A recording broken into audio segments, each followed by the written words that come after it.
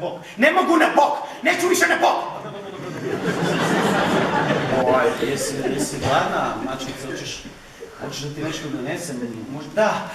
Da, možeš molim te donijeti jagode. Živo jogging, pazi! Stani! Seks je super stvar. Bog je bio mudar, shvatio je jedini način da natjera ljude da se razmnožavaju, seks. Dajte, dignite ruke svi koji ste za seks.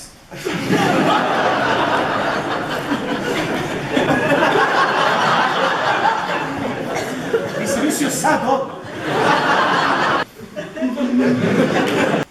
I sad se mislim kakav porod, po svadbu.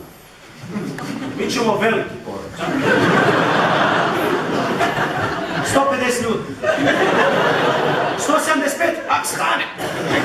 To je vodenjak, puko nam je vodenjak. Vodenjak nam je puko.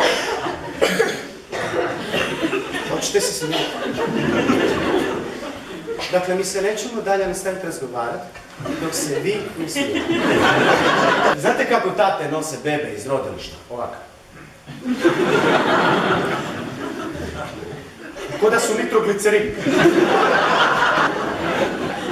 Mama više ne postoji, gotovo je s mamom. Mama je sve obavila. On i njegovo dijete.